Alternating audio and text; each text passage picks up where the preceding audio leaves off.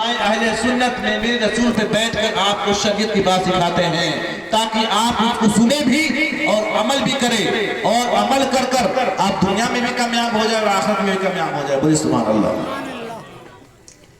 تو بلا شبہ میرے رسول پہ بیٹھ کر یہ علماء اہل سنت شریعت کی بات کرتے ہیں، نبی کا ذکر کرتے ہیں، اپنی نبی کے کردار کو بیان کرتے ہیں۔ بلا شبہ جو نبی سے محبت کرنے والا ہوگا، نبی کے عشق میں جھومنے والا ہوگا، نبی سے عقیدت محبت ہوگی، تو بلا شبہ وہ سبحان اللہ الحمدللہ کہنے پہ مجبور ہو جائے گا۔ حضور نقیب الاولیاء پیر طریقت ڈاکٹر جوہر شفیع آبادی نے کیا ہی خوب لکھا ہے کہ یاسی کے آس پاس ہے تاہا کے آس پاس، یاسی کے آس پاس ہے تاہا کے آس پاس، بلا لگا ہے گنبد خضرا کے آس پاس۔ اور حجاج کر رہے ہیں طواف در حرم، حجاج کر رہے ہیں طواف در حرم، اور بیمار سب بسط ہیں مسیحا کے آس پاس۔ اور حضور نقیب الاولیاء جب عشق رسول میں ڈوبتے ہیں تو کیا ہی خوب لکھتے ہیں کہ زمین سے پہلے، فلک سے پہلے، ملک وہم و گما سے پہلے، زمین سے پہلے، فلک سے پہلے، ملک وہم و گما سے پہلے، ہمارے آقا کا نور چمکا ظہور کون و مکہ سے پہلے۔ خدا نے ان کو بنایا افضل، خدا نے اپنے نبی کو بنایا افضل۔ تو حضور نقیب الاولیاء لکھتے ہیں کہ خدا نے ان کو بنایا افضل نبی کامل رسول اکمل، خدا نے ان کو بنایا افضل نبی کامل رسول اکمل، امام اول امام و آخر تمام وہم و گما سے پہلے۔ اور لکھتے ہیں کہ اے آسماں تیرا ستارہ کچھ اور ہے، اے آسماں تیرا ستارہ کچھ اور ہے، آنسو کا قطرہ آنکھ کا تارہ کچھ اور ہے، جوہر در حبیب پہ جا کر تو دیکھنا طیبہ کی وادیوں کا نظارہ کچھ اور ہے۔ اور ہم میرے رسول پہ بیٹھ کر جو نبی کی سیرت کا تذکرہ کرتے ہیں تو یاد رکھیے گا کہ ہماری اور آپ کی اوقات نہیں کسی کانفرنس میں یا محفل میلاد میں بیٹھ کر مصطفیٰ کی ہم تعریف بیان کر سکیں، اور مصطفیٰ کی تعریف کسی میلاد کانفرنس جلسہ اجتماع کی محتاج نہیں ہے۔ اس وقت ساردھم سانس وسطا خالق کائنات نے اس پاون پوتر پرنئے پردھان پرشمئی پرپراگت پوترتم قرآن کے پوتر پنکتیوں میں یہ ادھوش فرما دیا، وَرَفَعْنَا لَكَ ذِكْرَكَ، اے میرے محبوب میں نے آپ کے ذکر کو اگم اپار بنایا۔ تو غور کیجئے کہ جس کے ذکر کو، جس کے شخصیت کو، جس کے کردار کو، اور جس نے اپنے پیارے حبیب کو، خود خالق کائنات نے اپنے نبی کی تعریف کو بلندی کا مقام عطا فرمایا اور قرآن مقدس میں ارشاد فرما دیا، عرفان لکا ذکر کہ میرے محبوب میں نے آپ کے ذکر کو اگم اپار بنایا۔ تو آپ سوچئے کہ جس کے ذکر کو خود خالق کائنات نے اگم اپار بنایا ہو، وہ شخصیت کسی کی تعریف کا محتاج نہیں، جس کا ذکر خود خالق کائنات کر رہا ہے۔ غور کیجئے، ہم بڑے ہی خوش نصیب لوگ ہیں، اور یہ علماء اہل سنت کا یہ ایک اچھا طریقہ رہا ہے۔ یاد رکھے گا محفل میلاد کا انعقاد کرنا یہ فرض یا واجب نہیں ہے، ہمارے بزرگان دین نے اس طریقے کو اختیار کیا تاکہ اس طریقے پہ عمل کر کر ہم بھی فائدہ حاصل کرتے ہیں، چاہے چہلم کا موقع ہو، چالیسواں ہو، شادی کی محفل ہو، یا کوئی بھی مجلس ہو، محفل میلاد میں بیٹھ کر اور اس کی برکت کے عوض میں ہمارے گناہ صغیرہ معاف ہو جاتے ہیں، سبحان اللہ معاف ہو جاتے ہیں۔ تو بڑی خوش نصیب وہ لوگ ہوتے ہیں جو محفل میلاد میں تشریف لاتے ہیں۔ اور ہمیشہ میں لوگوں سے یہ گزارش کرتا ہوں کہ محفل میلاد کی محفل 5 منٹ کی ہو یا 10 منٹ کی ہو یا 10 گھنٹے کی ہو، اس محفل میلاد کی وہ فضیلت ہے، وہ فضیلت ہے کہ اگر کوئی انسان مکمل طور پر صاحب ایمان جس کو اپنے نبی کے فرمان پہ یقین ہے، یقیناً اس کے فضائل کو استعمال فرما لے، سن لے، تو یاد رکھیے گا اس محفل میلاد اٹھنا پسند نہیں کرے گا، اٹھنا پسند نہیں کرے گا۔ یہ وہ پاون پوتر مجلس ہے جس محفل میں فرشتے بھی آتے ہیں تو ادب و اخلاق کے ساتھ آتے ہیں۔ اور میں آپ کو بتاتا چلوں کہ آپ جب بھی اس محفل میں بیٹھے دل جمعی کے ساتھ، خلوص کے ساتھ، اس لیے کہ اللہ انسانوں کے دلوں کو دیکھتا ہے۔ مشکات کی پہلی حدیث ہے کہ انما الاعمال بالنیات، عمل کا دار و مدار نیت پہ ہے۔ تو آپ محفل میلاد میں بیٹھیے تو اپنے قلب و جگر کو اور اپنے ذہن کو صاف ستھرا کر کے بیٹھیے، اور یہ سوچ کر اس نیت سے بیٹھیے کہ ہم علماء کی تقریریں سنیں گے، جہاں قرآن کی باتیں ہوں گی، شریعت کی باتیں ہوں گی، طریقت کی باتیں ہوں گی، معرفت کی باتیں ہوں گی، اور علماء کی تقریر بھی سنیں گے، اور اللہ تبارک و تعالیٰ کا کرم ایسا ہو کہ ہم اس پہ عمل بھی کرنا شروع کر دیں۔ تو آپ علم سیکھیے۔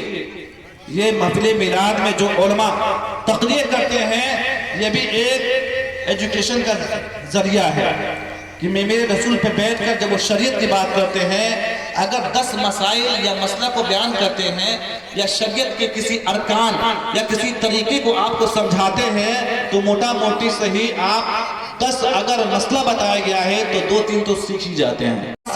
جس طرح ایک مومن کو، ایک مسلمان کو زندگی گزارنی چاہیے، آج ہم لوگ اپنے اپنے گھروں میں، اپنے اپنے علاقوں میں یا اپنے اپنے گھر کے اندر اگر ہم جھانک کر دیکھیں تو فقط ہم مسلمان ہیں، لیکن مسلمانوں کی طرح خیالات اور مسلمانوں کا جو طریقہ ہونا چاہیے وہ ہمارے گھروں میں نہیں پائی جاتی۔ محض ہم نام کی مسلمان بن کے رہ گئے ہیں۔ آج بہت ایسے مسلمان ہیں جن کو کھانے کا سنت طریقہ پتہ نہیں ہے۔ آج بھی میں کسی دعوت میں شرکت کرتا ہوں اور علاقے میں آپ بھی اپنے ماتھے کی نگاہوں سے آپ دیکھتے ہیں کہ بہت ایسے لوگ ہیں جو کھانا بھی کھاتے ہیں تو سر پہ ٹوپی نہیں رکھتے۔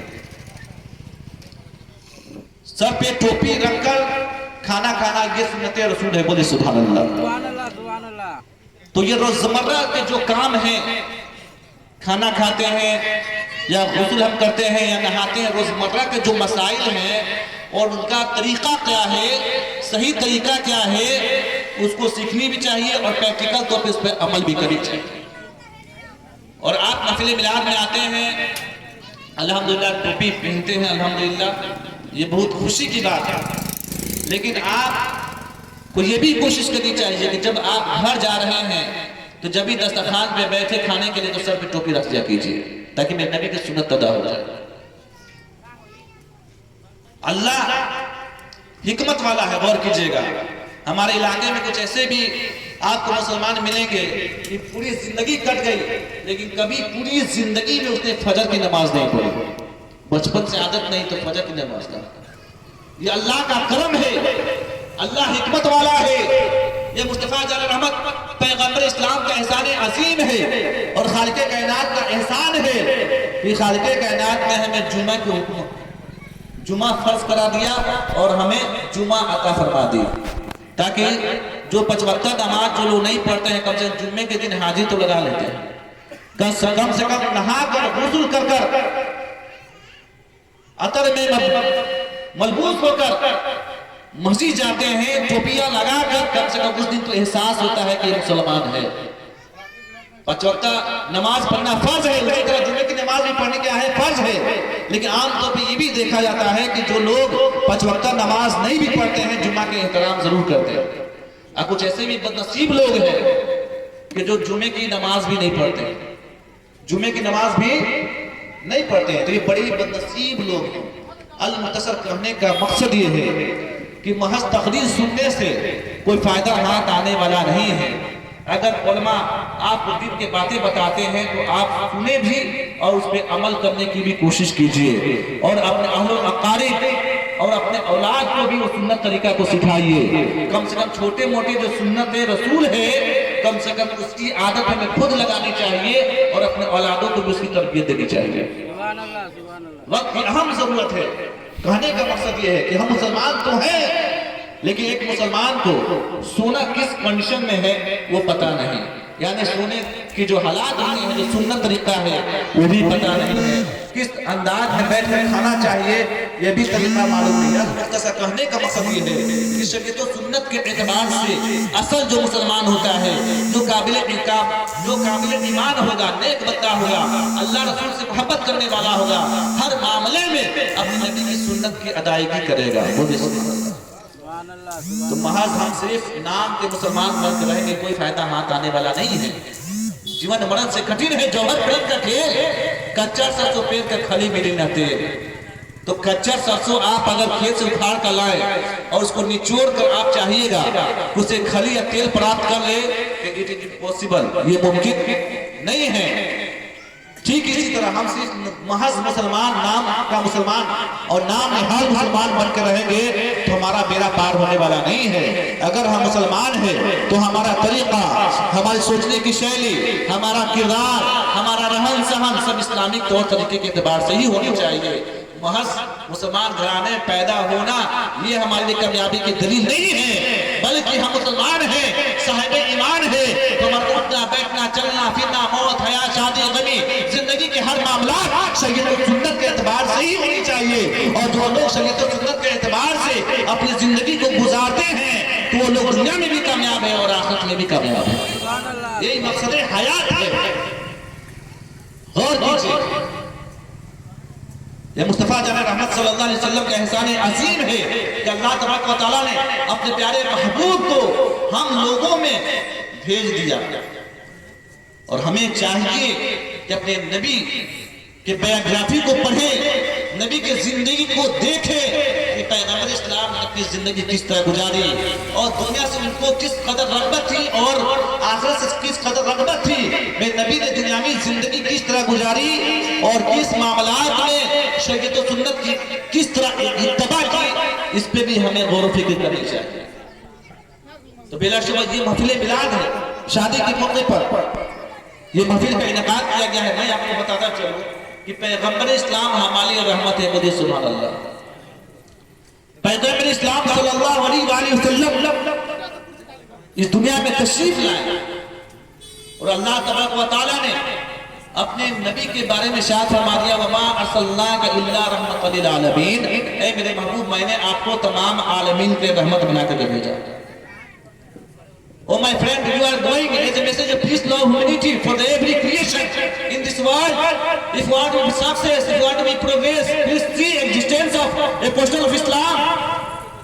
अगर आप सफादी चाहते हैं, कामयाबी चाहते हैं तो नबी की जिंदगी को देखिए, नबी के किरदार को देखिए, नबी का उठना देखिए, नबी का चलना देखिए, नबी का चरित्र देखिए, नबी का आदर्श को देखिए और नबी के नक्शे कदम पे जो लोग चले हैं हम देख सकते हैं इस नहीं बल्कि टूटे हुए हृदय को प्रेम से जोड़ता है। Islam wish to save everyone from abuse of society. It is a peculiar feature. It doesn't discriminate any caste or religion. Islam मोहब्बत, मुरब्बत, मुनासबत, इख़्वत और भाईचारगी का दर्द करता है और हमें एक अच्छी जिंदगी गुजारने के तरीके को सिखाता है। और बिलाशुबा जो लोग अल्लाह रसूल की इत्तबा करते हैं वो बड़ी कामयाबी, वो कामयाब लोग हैं। इस रंग बिरंगी दुनिया में गौर कीजिएगा, इस रंग बिरंगी दुनिया में खुदा के रंग में रंग जाना ही एक साहिब ईमान के लिए कामयाबी की दलील है। इस रंग बिरंगी दुनिया में अल्लाह के रंग में रंग जाना यही कामयाबी है। तो आप पूछेगा कि अल्लाह का रंग क्या है, तो याद रखिए अल्लाह का रंग क्या है कि अल्लाह तबारक व तआला ने जिस चीज का हमें हुक्म दिया है, पैगंबर इस्लाम ने जिस चीज का हमें हुक्म दिया है, शरीयत और सुन्नत के दायरे में जो लोग जिंदगी गुजारते हैं वो लोग क्या हैं? अल्लाह रसूल की इत्तबा करने वाले हैं, शरीयत की इत्तबा करने वाले हैं। तो बिलाशुबा जो लोग शरीयत की इत्तबा करने वाले हैं वो लोग दुनिया में भी कामयाब है और आखिरत में भी कामयाब है। तो हमें अपनी जिंदगी इस तरह जीनी चाहिए कि हम दुनिया में भी कामयाब हो जाए और आखिरत में कामयाब हो जाए। असल कामयाबी की दलील तो यही है। और हर मुसलमान रोजमर्रा देखता है कि जाने वाला इस दुनिया से गया तो क्या लेकर गया, क्या लेकर गया। आप रोजमर्रा इलाके में आप देखते हैं लोग, बड़े बड़े लोग आए, बहुत पैसा कमाए, अपनी जिंदगी में बड़ी बड़ी हवेलियां बनाए, बिल्डिंगें बनाए, लेकिन ले जाने वाला क्या ले गया? जिंदा था तो बहुत प्रॉपर्टी का मालिक था, बैंक बैलेंस बहुत ज्यादा था, लेकिन मरने के बाद प्रॉपर्टियां जमीन में ठूस कर चला था। कहने का मकसद ये है कि आप मकसद हयात को समझिए और पैगंबर इस्लाम ने जिस चीज का हुक्म दिया है और नबी पाक के एक एक तरीके पे अमल करना, इसे को सुन्नत रसूल का इबादत की नियत से अदा करे तो इबादत की नियत से अदा करता है तो बाइसे सवाब है, मग़फ़िरत का जरिया है और ये कामयाबी की کی دلیل ہے. اگر عبادت کو تجارت بنا دے تو عبادت کو تجارت بنانا حرام ہے. کیا ہے عبادت کو تجارت بنانا؟ کیا ہے؟ حرام ہے. تو عبادت تجارت کیسے ہوئی؟ تو غور کیجئے گا. پیغمبر اسلام نے اپنے زمانے میں جہیز جیسی لعنت جس کو قرآن نے اور پیغمبر اسلام نے اپنے زمانے میں کیا کر دیا؟ حرام قرار دے دیا. آج بڑی افسوس کی بات ہے کہ ایک انسان، ایک بندہ اپنے آپ کو مسلمان کہتا ہے، نبی کا دیوانہ کہتا ہے، نبی کا کلمہ پڑھتا ہے، اپنے آپ کو مومن کہتا ہے، لیکن یہ جاننے کے باوجود بھی کہ پیغمبر اسلام نے اور ہمارا اسلام، ہمارا دھرم نے جہیز کو حرام قرار دے دیا، تو کیسا بے غیرت مسلمان ہوگا کہ جو حرام کو حرام سمجھ کر بھی جہیز کی ڈیمانڈ کرے. اللہ کے نبی نے ارشاد فرمایا الحق و سچ کڑوی ہوتی ہے، اگرچہ کڑوی لگے بولو. میں میرے رسول پہ بیٹھ کر اگر میں حق بات نہ بولوں تو لعنت اس کرسی پہ بیٹھ کر تقریر کرنا. آپ کو میری باتیں اچھی لگی تو الحمدللہ، نہ بھی اچھی لگی تو الحمدللہ. آپ ہم سے خفا ہو جائیں الحمدللہ، آپ ہم سے بات نہ کریں الحمدللہ. دنیا راضی ہے یا نہ ہو، دنیا آپ سے کبھی راضی ہونے والی نہیں ہے. پیغمبر اسلام کو اللہ تبارک و تعالیٰ نے سب سے اتم کوالٹی کا چرچ عطا فرمایا اور دنیا میں مبعوث فرمایا. میرے مصطفیٰ سے اس دنیا کے لوگ اور بعض ایسے بدعقیدے فرقے بھی جنم لیے جو مصطفیٰ پہ اعتراضات کرتے ہیں، مصطفیٰ میں نقص نکالتے ہیں. تو اللہ کے پیارے نبی رحمت عالم صلی اللہ علیہ وسلم کو دنیا والوں نے نہیں چھوڑا تو ہم تو غلام رسول ہیں، ہم کو کوئی کیا گھونٹے گا. تو نبی بھی کیا کرتے تھے؟ شریعت کی بات کرتے. غور کیجیے گا، نبی ہمارے تمام عالمین کے رحمت بن کر کے آئے. تو نبی رحمتی دو عالم صلی اللہ علیہ وآلہ وسلم کیا کرتے تھے بتائیے؟ تبلیغ کیا کرتے تھے. تبلیغ کیے 1,24,000. غور کیجئے 1,24,000 کم و بیش جتنے پیغمبر دنیا میں آئے وہ کوئی شربت لے کے نہیں آئے کہ پلا دو ایمان میں داخل ہو جاؤ گے. ایسی بات نہیں ہے. 1,24,000 جتنے بھی پیغمبر اسلام دنیا میں آئے ہیں سب نے تبلیغ کی ہے. تبلیغ کسے کہتے ہیں؟ دین کی باتیں لوگوں تک پہنچانا، اور جن لوگوں کے پاس انہوں نے دین کے احکامات کو بتایا اور جن لوگوں نے اس پہ ایمان لائے اور صاحب ایمان کہلائے. آپ ایمان کا ہی نتیجہ ہے کہ ہم اور آپ یہاں پہ بیٹھ کر نبی کی سنت ادا کریں. وہ کیا کیے؟ تبلیغ کیا کرتے تھے اور ان کی تقریر سے اور دین کے احکام کو سننے کے بعد لوگ متاثر ہو جاتے تھے اور اسلام کی حقانیت کو جب یہ سمجھ جاتے تھے تو کلمہ پڑھ کر مشرف اسلام ہو جایا کرتے تھے. تو اسلام کی دولت بھی ہمیں ملی ہے تو اسی واضح نصیحت اور تقریر کے ذریعے، تبلیغ کے ذریعے. تو ظاہر بات ہے کہ جو لوگ مصطفیٰ سے سٹتے گئے، کلمے میں اٹتے گئے، جنت میں ڈرتے چلے گئے. تو ہمیں بھی چاہیے کہ نبی کی اتباع کرے، نبی کی پیروی کرے اور ہماری زندگی ایک ایسی زندگی ہو کہ دنیا میں بھی ہم کامیاب رہے اور آخرت میں بھی کامیاب ہو جائے. یہ اصل کامیابی ہے. غور کیجیے گا، یہ کیا ہے؟ اصل کامیابی ہے. تو میں کہہ رہا تھا کہ نکاح کیا ہے؟ سنت ہے، اور سنت کیا ہے؟ عبادت ہے. اور عبادت کو عبادت کے طریقے سے ہی ادا کرنا یہ باعث ثواب ہے، نجات کا ذریعہ ہے اور شریعت کی اتباع ہے. بل سبحان اللہ. اور عبادت کو تجارت بنانا کیا ہے؟ حرام ہے. تو آپ بتائیے کہ سونے کے تھالی میں اگر سور کا گوشت رکھ دیا جائے تو کیا سور کا گوشت حلال ہو سکتا ہے؟ پیغمبر اسلام نے اور ہمارا اسلام جب اسے حرام قرار دے دیا تو کنڈیشن جو بھی ہو، جس اعتبار سے جس کنڈیشن میں بھی ہو، جو چیز جو شے حرام تھا حرام ہے اور قیامت تک حرام ہی رہے گا. حرام تھا حرام ہے اور قیامت تک حرام ہی رہے گا. اور میں ایک بات یہ بھی آپ کو بتاتا چلوں کہ شریعت اسلامیہ میں جہیز حرام نہیں ہے. جہیز حرام نہیں ہے. کیا حرام ہے؟ ڈیمانڈ حرام ہے. سبحان اللہ. کیا حرام ہے؟ جہیز حرام نہیں ہے بلکہ ڈیمانڈ حرام ہے.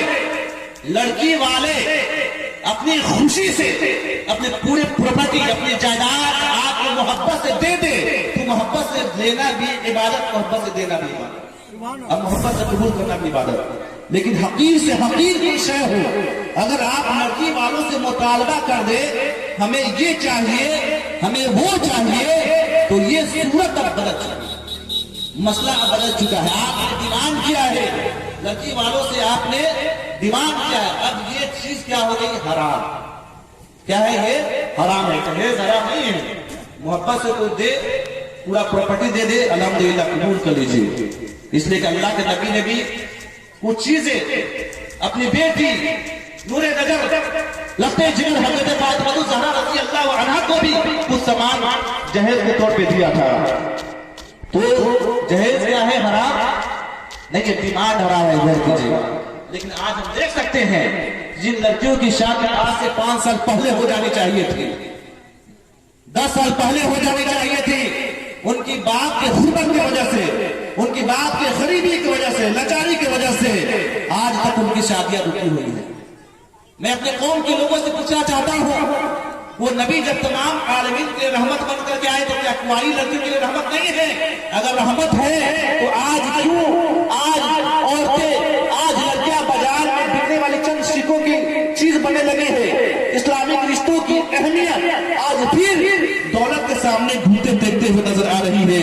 ایام جاہلیت کا وہ دور جسے ہم ایام جاہلیت کہتے ہیں, پیغمبر اسلام کی دنیا میں تشریف لانے سے پہلے جو اس زمانے کے لوگ جتنی بے حیائیاں اور برائیوں کا رسم رواج کو پیدا کیا تھا, اگر کوئی انسان اگر ان تاریخ کا مطالعہ کرے, ہسٹری آف اسلام کا اسٹڈی کرے پیغمبر اسلام کی دنیا میں آنے سے پہلے, تو آپ کا رونگٹا کھڑا ہو جائے, آپ کا کلیجہ پھٹ جائے. اتنی برائیاں تھی, اتنی برائیاں تھی, لیکن پیغمبر اسلام کی روشن تعلیمات کے ذریعے ایک ایسا انقلاب پیدا ہوا. پیغمبر اسلام نے جو تعلیم اپنے امتی کو دیا, اپنے چاہنے والوں کو دیا, اور اپنے علم کی روشنی سے, اپنے علم کی چاشنی سے اور اپنی عطا سے اللہ کے نبی نے اپنے علم کی روشنی سے تمام علاقہ, تمام نگر نگر شہر بستی کو بدل ڈالا.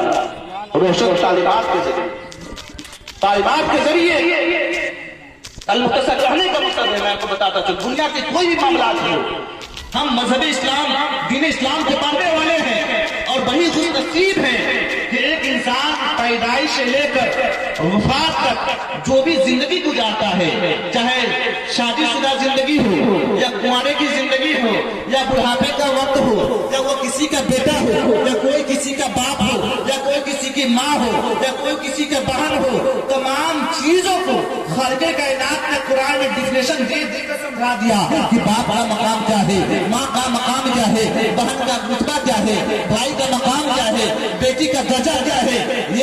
یہ دین اسلام ہی ہے کہ خالق کائنات نے انسانی زندگی گزارنے میں جو مراحل درپیش آتے ہیں, ایک ایک چیز کو اسٹیپ بائی اسٹیپ آپ کے سامنے ظاہر کر کے بتا دیا, کیا صحیح ہے کیا غلط. قربان جائیے پیغمبر اسلام پر کہ پیغمبر اسلام نے تو جو ہم شادیاں بیاہ کرتے ہیں تو پیغمبر اسلام نے اس کی بھی ڈیفینیشن کو بہت اچھے سے بیان کر دیا. بولے سبحان اللہ. میں آپ کو بتاتا چلوں, شادی جو ہم کرتے ہیں, نکاح جس لڑکی سے ہم کرتے ہیں, اس کے لیے 4 بیسک اصول ہیں. کتنے؟ 4 بیسک اصول ہیں کہ جو ہم شادی کا رشتہ کرتے ہیں تو اس کے 4 بیسک اصول ہیں. یا تو ہم مال کی بنیاد پر شادی کرتے ہیں, یا تو جمال کی بنیاد پر یعنی خوبصورتی کی بنیاد پر, یا تو دینداری کی بنیاد پر, یا خاندانی شرافت کی بنیاد پر. بولیے سبحان اللہ. سبحان اللہ. تو غور کیجیے گا, جو صاحب ایمان ہوگا اور جو یہ 4 بیسک اصول جو بتائے گئے ہیں اسے پتا ہوگا. تو 4 بیسک جب اصول بتائے گئے کہ جب آپ کسی لڑکی کا انتخاب کریں نکاح کے لیے, تو نکاح 4 بیس پہ نکاح کیا جاتا ہے. مال کی بنیاد پر, جمال کی بنیاد پر, خاندانی شرافت اور دینداری کی بنیاد پر. لیکن قربان جائیے پیغمبر اسلام نے واضح طور پہ ہمیں بتا دیا کہ اے لوگوں, اپنے نکاح کے لیے بہترین لڑکی کا انتخاب کرو, دیندار لڑکی کا انتخاب کرو, پارسا لڑکی کا انتخاب کرو, خدا تجھے بامراد کرے. بولے سبحان اللہ. 4 بیسک اصول بتانے کے بعد پیغمبر اسلام نے دینداری کو ترجیح دی کہ لوگوں, اگر تم نکاح کرنا ہی چاہتے ہو تو تم دینداری کی بنیاد پہ شادی کرو. بلا شبہ آپ دیکھ سکتے ہیں, آپ نظر اٹھا کر دیکھ سکتے ہیں, جو لوگ مال کی بنیاد پہ شادی کرتے ہیں تو حد ممکن یہ لڑکیاں جب آپ کی پتو بن جائے یا کسی انسان کی بیوی بن جائے تو اچھی بیوی بنے گی یا نہیں بنے گی کسی کو کوئی گارنٹی نہیں ہے. اس کی خصلت کیا ہوگی, اس کا طریقہ کیا ہوگا, اس کی زندگی جینے کا سلیقہ کیا ہوگا, یہ آپ نہیں بتا سکتے. وہ لڑکی جو مال کو بنیاد پہ جہیز لے کر آپ نے شادی کی ہے, یہ لڑکی آپ کے گھر کے لیے سوٹیبل ہوگی یا نہیں, اس کی کوئی گارنٹی نہیں ہے.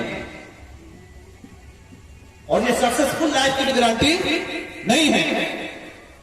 اگر آپ جمال کو بنا کر شادی کرتے ہیں, خوبصورتی کہ لڑکی خوبصورت ہے, یاد رکھیں حد ممکن یہ لڑکی بھی اپنے خاوند کے لیے, اپنے شوہر کے لیے ایک بہترین لڑکی ثابت ہوگی یا نہیں ہوگی, اس کی بھی کوئی گارنٹی نہیں ہے.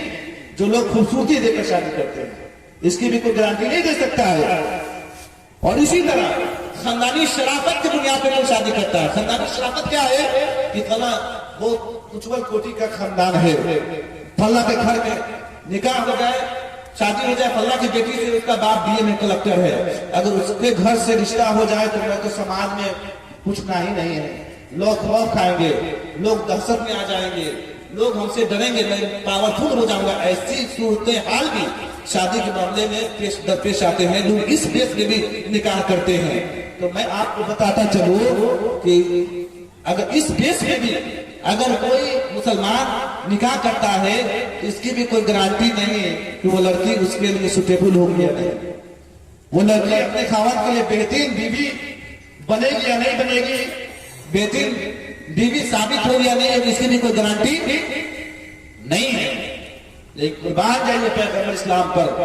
اللہ کے نبی نے ارشاد فرمایا, اے لوگوں اپنے نکاح کے لیے بہترین لڑکی کا انتخاب کرو, خدا تمہیں بامراد کرے. غور کیجیے گا کہ اللہ کے نبی نے دینداری کو فوقیت دی ہے, ترجیح دی ہے. تو غور کیجیے گا کہ دیندار جو لڑکی ہوگی تو بلا شبہ جو دیندار لڑکی ہوگی اس کے دل میں اللہ کا خوف, رسول کی محبت ہوگی, شریعت کی اتباع ہوگی, نمازی ہوگی, پرہیزگار ہوگی, تقدس والی ہوگی. تو غور کیجیے گا جس لڑکی کے اندر خدا کا خوف, رسول کی محبت ہوگی, شریعت کی پاسدار ہوگی, شریعت کا پابند ہوگی, تو بلا شبہ یہ لڑکی اپنے خاوند کے لیے وفادار بیوی ثابت ہوگی. خدا کی رضا کے لیے, مصطفیٰ کی رضا کے لیے اس کا شوہر اگر غریب بھی ہو, مفلس بھی ہو, لاچار بھی ہو, تو اس کے دل میں اللہ کی خوف ہے, اللہ کی محبت ہے, اللہ کی دیکھ بندی ہے. تو اگر کوئی بھی زندگی کے معاملات پر پیش آ جائے, یہاں تک اس کا شوہر اپاہج ہو جائے, یہاں تک کہ مفلس ہو جائے, غریب ہو جائے, لیکن وہ پاک باز لڑکی,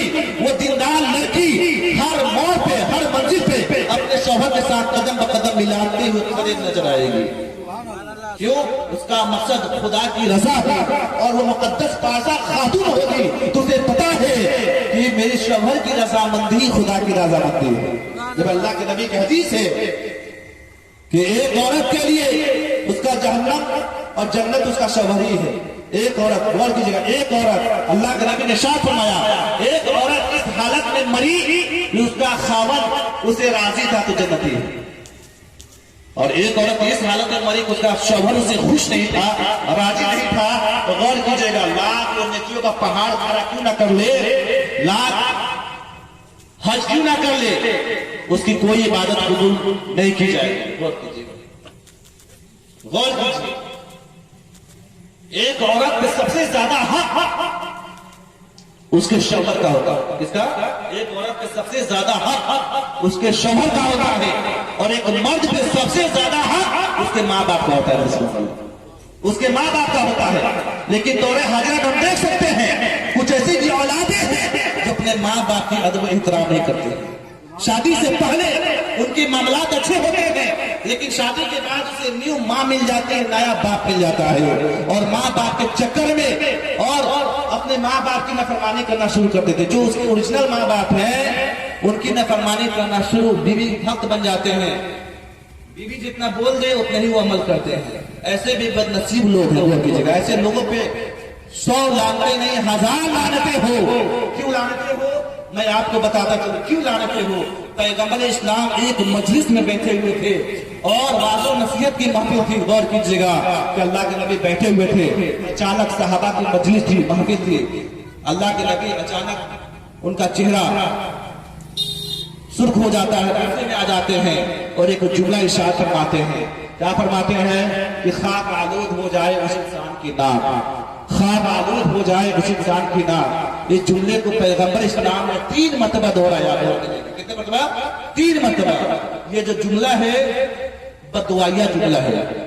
صحابہ نے جب اس جملے کو سنا تو صحابہ لرز جاتے ہیں، کانپ جاتے ہیں، گھبرا جاتے ہیں. کیوں؟ صحابہ کا ایمان ہماری ایمان کی طرح نہیں تھا. صحابہ کا ایمان ہم سے بہت ہی اعلیٰ مقام پہ فائز تھا. صحابہ جانتے تھے کہ نبی کی زبان پتھر کی لکیر ہوا کرتی ہے. مصطفیٰ جو بتا دے، مصطفیٰ جو فرما دے، مصطفیٰ کا فرمان خدا کی فرمان ہے. صحابہ لرز جاتے ہیں اور عرض کرتے ہیں یا رسول اللہ. اس محفل میں ابو ہریرہ رضی اللہ عنہ بھی موجود تھے. وہ اٹھ کھڑے ہوتے ہیں، لکھراتے ہوئے قدموں سے اٹھتے ہیں، کانپتے ہوئے لفظوں میں عرض کرتے ہیں یا رسول اللہ میرے ماں باپ آپ پہ قربان یا رسول اللہ، میرے ماں باپ آپ پہ قربان یا رسول اللہ. یہ بددعائیہ جملہ جو آپ نے استعمال کیا ہے تو کس بد نصیب کے لیے استعمال کیا ہے؟ مسلمانوں غور کرو، ماں باپ کے نافرمان اولاد ہیں. غور کرے کہ آپ اس زندگی میں آپ اپنے رتبہ کو خراب کر رہے ہیں، اپنی آخرت کو تباہ کر رہے ہیں، اپنے ایمان کو خراب کر رہے ہیں. تو یاد رکھیے گا کہ ماں باپ کو ناراض کر کر کوئی بیٹا کامیابی حاصل نہیں کر سکتا ہے. غور کیجئے، پیغمبر اسلام سے جب پوچھا گیا، ابو ہریرہ نے عرض کیا یا رسول اللہ بتا دیجئے وہ بد نصیب انسان کون ہے؟ تو پیغمبر اسلام نے صاف دوٹو کا اعلان فرما دیا کہ بڑا ہی بد نصیب انسان ہے. سنو سنو، وہ انسان جو اپنے ماں باپ یا ماں باپ میں سے کسی ایک کو بھی بڑھاپے کی حالت میں پایا اور ان کی خدمت کر کے جنت حاصل کی، ان کی خدمت کر کے جنت حاصل نہ کیا. تو غور کیجئے، میں آپ کو بتاتا چلو حدیث پاک میں ہے کہ جس سے ماں باپ راضی اس سے اللہ اور اللہ کا رسول راضی، جس سے ماں باپ ناراض اس سے اللہ رسول کیا ہے؟ ناراض. یاد رکھو، کوئی انسان چاہے کتنوں عبادت کر لے، لاکھ حج کر لے، لاکھ زکوٰۃ ادا کر دے اللہ کی راہ میں، لیکن اگر اس کے ماں باپ اس حالت میں مرے ہیں کہ وہ اپنے بیٹے سے راضی نہیں تھے تو یاد رکھیے گا اس کو جنت کی ضمانت ملنے والی نہیں ہے. ایک مسلمان کی کامیابی کیا؟